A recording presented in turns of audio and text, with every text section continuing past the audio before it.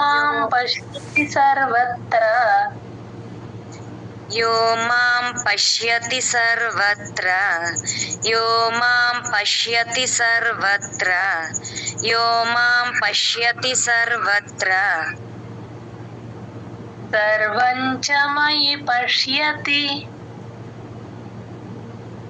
सर्वं च मयि पश्यति सर्वं च मयि पश्यति सर्वं च मयि पश्यति తస్యాహన్న ప్రణశ్యామి తస్యాహన్న నా ముందు సున్నా ఉంది కాబట్టి నా కింద నా ఒత్తు అయిపోతుందండి ఇక్కడ. తస్యాహన్న ప్రణశ్యామి ఆ పా కింద రకారాన్ని నాకి జాయిన్ చేసుకొని చెప్తాము.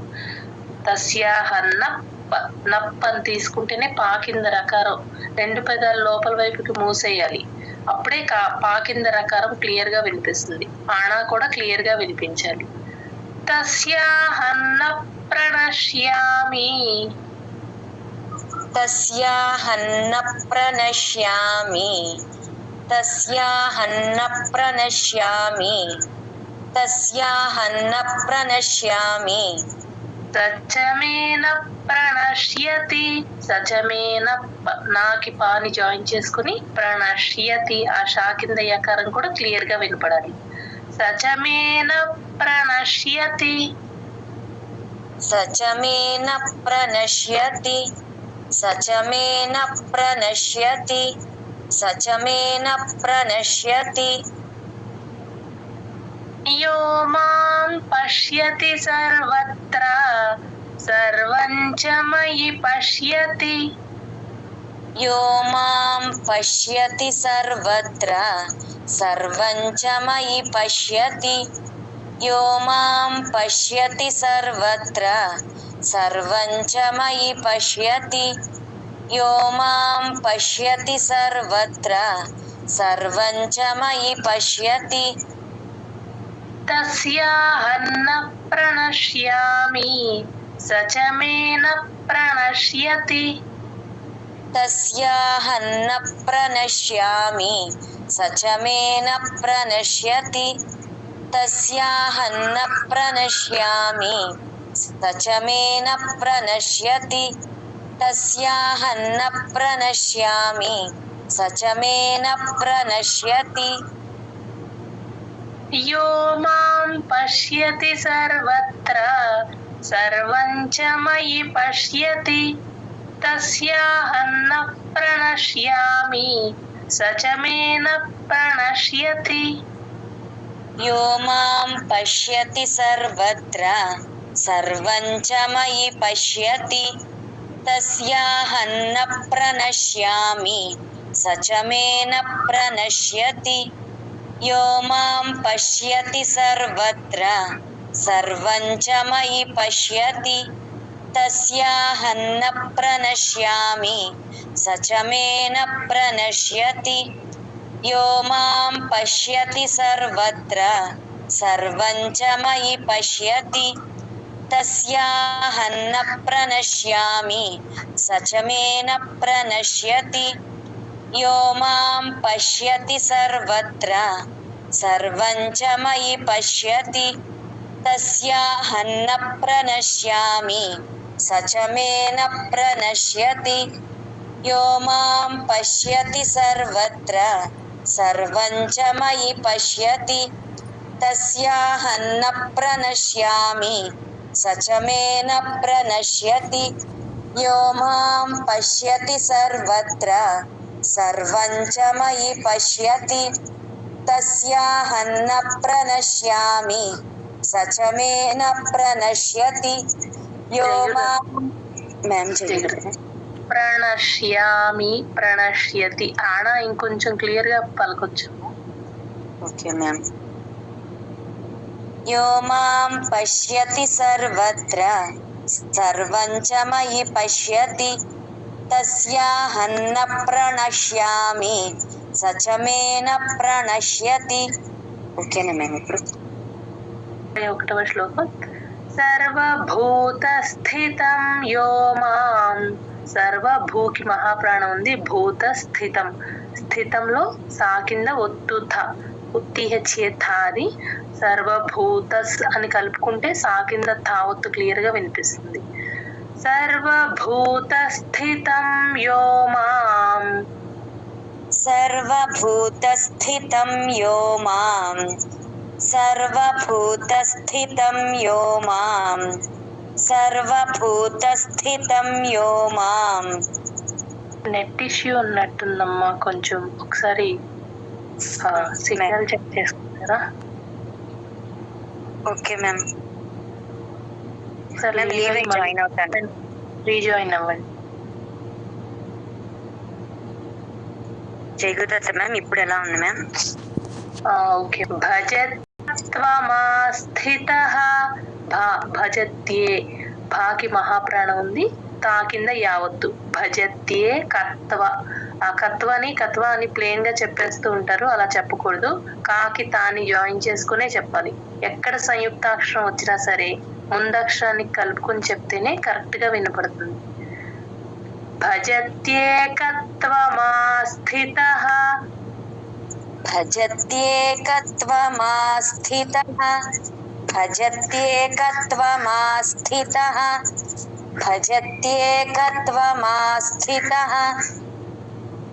సర్వథా వర్తమానోపి, సర్వథా ఒత్తుథా అండి, సర్వథా టిహెచ్ఏథ, సర్వథా వర్తమానోపి అంతే, పి కట్ చేయాలి. సర్వథా వర్తమానోపి సర్వథా వర్తమానోపి సర్వథా వర్తమానోపి సర్వథా వర్తమానోపి. సయోగి మయి వర్తతే, సయోగి మయి వర్తతే సయోగి మయి వర్తతే సయోగి మయి వర్తతే. సర్వభూతస్థితం యో మాం భజత్యేకత్వమాస్థితః సర్వభూతస్థితం యో మాం భజత్యేకత్వమాస్థితః సర్వభూతస్థితం యో మాం భజత్యేకత్వమాస్థితః సర్వభూతస్థితం యో మాం భజత్యేకత్వమాస్థితః.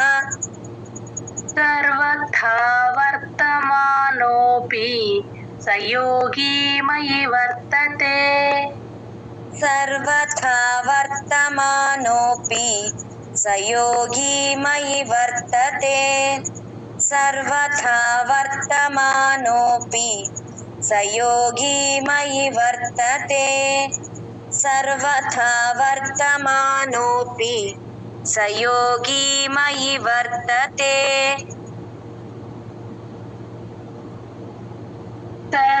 సర్వభూతస్థితం యో మాం భజత్యేకత్వమాస్థితః సర్వథా వర్తమానోపి సయోగి మయి వర్తతే.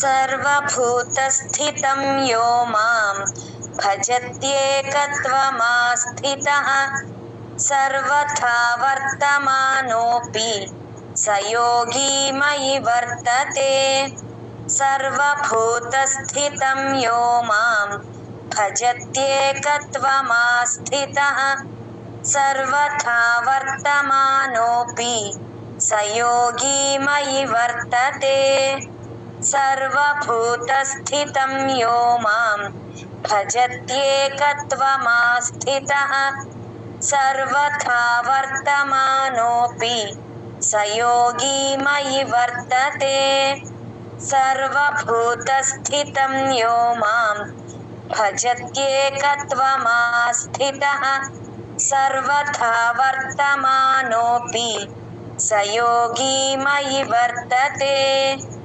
సర్వభూతస్థితం యో మాం భజత్యేకత్వమాస్థితః సర్వథా వర్తమానోపి సయోగి మయి వర్తతే సర్వభూతస్థితం యో మాం భజత్యేకత్వమాస్థితః సర్వథా వర్తమానోపి స యోగి మయి వర్తతే సర్వభూతస్థితం యో మాం భజత్యేకత్వమాస్థితః సర్వథా వర్తమానోపి స యోగి మయి వర్తతే సర్వభూతస్థితం యో మాం భజత్యేకత్వమాస్థితః సర్వథా వర్తమానోపి స యోగి మయి వర్తతే.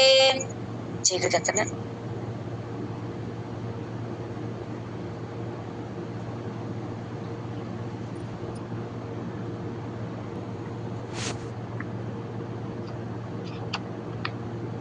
తత్రైకాగ్రం మనః కృత్వా యత చిత్తేంద్రియక్రియః ఉపవిశ్యాసనే యుంజ్యాత్ యోగమాత్మవిశుద్ధయే సమం కాయశిరోగ్రీవం ధారయన్నచలం స్థిరః సంప్రేక్ష్య నాసికాగ్రం స్వం దిశశ్చానవలోకయన్ ప్రశాంతాత్మా విగతభీః బ్రహ్మచారి వ్రతే స్థితః మనః సంయమ్య మచ్చిత్తః యుక్త ఆసీత మత్పరః యుంజన్నేవం సదాత్మానం యోగి నియతమానసః శాంతిం నిర్వాణ పరమాం మత్సంస్థామధిగచ్చతి నాత్యశ్నస్తస్తు యోగోస్తి నాత్యశ్నతస్తు యోగోస్తి నచైకాంతమనశ్నతః నాతి స్వప్నశీలస్య జాగ్రతో నైవ చార్జున యుక్తాహార విహారస్య యుక్తచేష్టస్య కర్మసు యుక్తస్వప్నావబోధస్య యోగో భవతి దుఃఖః యదా వినియతం చిత్తం ఆత్మన్యేవావతిష్ఠతే నిస్పృహः సర్వకామేభ్యః యుక్త ఇత్యుచ్యతే తదా యథా దీపో నివాతస్థః నేంగతే సోపమా స్మృతా యోగినో యత చిత్తస్య యుంజతో యోగమాత్మనః యత్రో పరమతే చిత్తం నిరుద్ధం యోగ సేవయా యత్ర చైవాత్మనాత్మానం పశ్యన్నాత్మని తుష్యతి సుఖమాత్యంతికం యత్తత్ బుద్ధిగ్రాహ్యమతీంద్రియం వేత్తి యత్ర న చైవాయం స్థితశ్చలతి తత్వతః యం లబ్ధ్వా చాపరం లాభం మన్యతే నాధికం తతః యస్మిన్ స్థితో న దుఃఖేన గురుణాపి విచాల్యతే తం విద్యా దుఃఖ సంయోగం